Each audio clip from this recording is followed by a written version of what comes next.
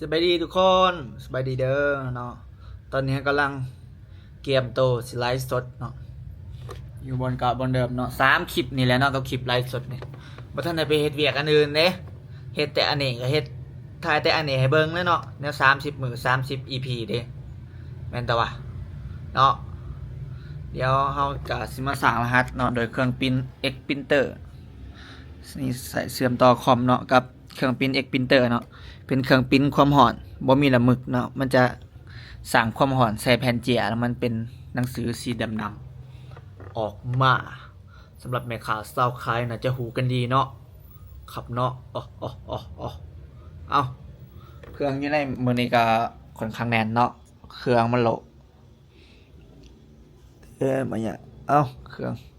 มาลุ้นกันเบิ่งว่ามันสิเบิดจักโตมันสิขายได้จักโตเนาะมาลุ้นเบิ่งเด้อเนาะติดตามเบิ่งคลิปเฮาเด้อเข้ามาอันนี้ก่อนบัดนี้เข้ามาเฮ็ดนั่นนี่ก่อนเนาะเฮาก็ใส่โปรแกรม Microsoft Word ในการเฮ็ด number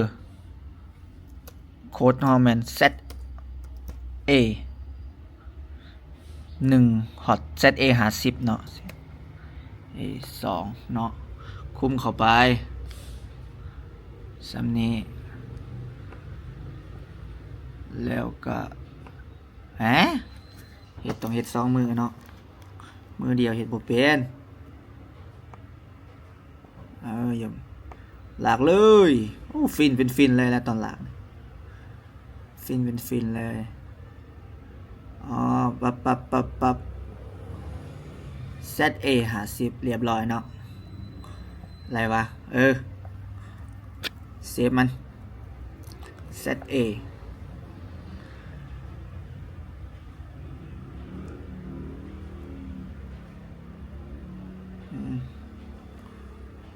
เนาะเดี๋ยวเราก็มาปริ้นออโต้โดย Microsoft Word นั่นไดโอ้ก็มาซูมแห้งแท้ตกใจเบิดซูมหนาตัวเองเนาะมันกลับมาปริ้นโดย Microsoft Word คือเก่าประมาณพี่น้องเอาเข้ามานี่เนาะมันคือบ่ได้ yes Leos mailing เข้ามาตัวนี้เนาะuse เลือกไฟล์ Excel ตัวเราบันทึกเมื่อกี้นี้เนาะ ZA กดโอเค preview ZA 1เนาะแน่มันก็สิปริ้นให้เฮาออโต้สั่งอยู่นี้ปริ้น document เลือกทั้งหมดเนาะลืมเปิดเครื่องปริ้นเอาสิโซ่ความฟินให้เบิ่งว่ามันฟินสำใดฟินเป็นฟินในเครื่องปริ้นออกก่อนแกยังไม่จำเป็นต้องได้ใช้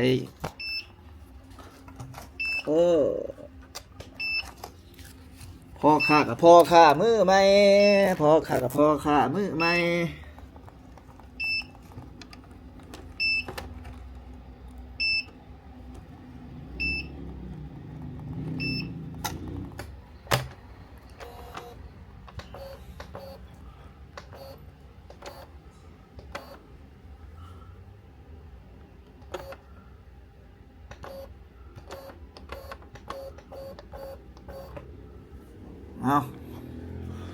มาเบิ่งเนาะ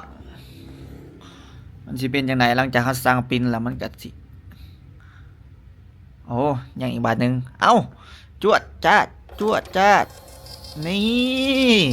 ฟินบอกเลย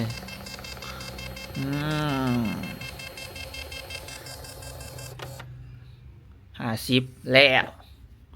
บ่ต้องเขียนให้เมื่อยมือบ่ต้องกดเทื่อละอันเนาะกดบาทเดียวไปเลยเป็นได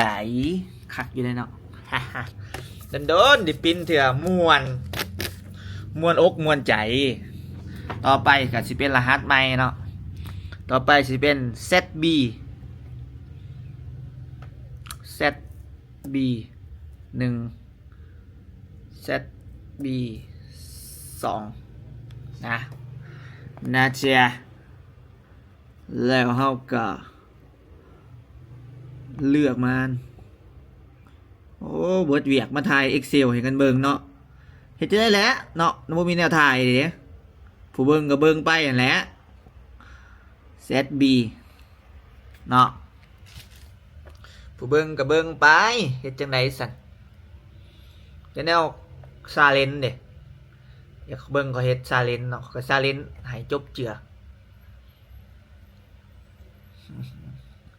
เอานะมีซาเลนกับพ่อบ่เงาคนเบิ่งกับพ่อบ่เงาเนาะหรือว่าพวกเจ้าเงา ZB แล้วเตรียมตัวพิมพ์ได้ไปเลยไปโอ้ยไปวู้ได้คลายเครื่องแบบรัวๆนั่นนี่สิคักอ๋อเรียบร้อย yes sir เอ้าเดี๋ยวไปถาเบิ่งตอนไลฟ์สดเนาะว่าสิเป็นจังไดมันสิวุ่นวายซำใดเนาะสบายดีนะอาบน้ำแต่งตัวแล้วเนาะเดี๋ยวเตรียมขึ้นไลฟ์เนาะแต่กับบ่ฮู้ว่าแฟนเฮาสิขึ้นก่อนหรือว่าให้เฮาขึ้นก่อนเนาะตอนนี้เตรียมทุกอย่างหาแฟนเรียบร้อยแล้ว this out shake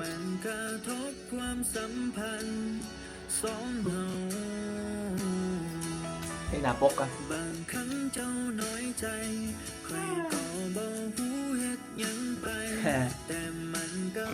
ประมาณนี้เนาะก็2-3 คลิปเลี่ยนกับสิวนเวียนในกับการไลฟ์สดนี่แหละเนาะเดี๋ยวจะหน่อยเริ่มไลฟ์ไปเบิ่งกันเลยเด้อว่าสิเป็นจังไดโอ้ไลฟ์สดอีกแล้วมื้อนี้ไลฟ์จนลืมถ่ายคลิปก็นี่แหละเนาะเฮ็ดจะได้แล้วมันจักสิไลฟ์จักสิถือกล่องถ่ายเลยก็บ่เป็นบ่เป็นพี่น้องเลยเนาะก็สิเป็นประมาณนี้มื้อนี้ก็บ่ทันหูยอดเนาะว่าได้เท่าใดแต่ก็เป็นอีกมื้อที่ม่วนกับการเฮ็ดอีหยังจังซี่เนาะหาเงินหาค่ำก็หาไปเนาะมื้อใดโชคดีก็ดีโชคบ่ดีปานใดก็ดีนิดนึงเนาะคันมาเฮงๆหลายๆกับคนซื้อหลายก็ถือว่ามื้อนั้นเป็นมื้อโชคดีเนาะคนขายคือสิม่วนเนาะคันได้ขายหลายเฮาก็โอ้ดีใจเนาะคันได้ขายหลายก็ดีใจคือกันเย้ๆๆเอ้าขอบใจทุกคนที่เบิ่งคลิปนี่เด้อถึงว่าสิบ่มีหยังหลายให้ทุกคนเบิ่งเนาะแต่ว่ามันเป็น challenge ที่ป้อมต้องเฮ็ดทุกมื้อเนาะเพื่อได้ลงคลิปทุกมื้อเนาะและไผที่เบิ่งคลิปเฮาทุกมื้อเฮาก็นับถือจิตใจนับถือน้ำใจเจ้าอีหลีเนาะฝากคอมเมนต์ให้เด้อไผเบิ่งเฮาทุกมื้อทุก EP ฝากคอมเมนต์เป็นกำลังใจเฮาให้เด้อ1คอมเมนต์คือกำลังใจดีๆเฮาเด้อขอบใจหลายๆเด้อ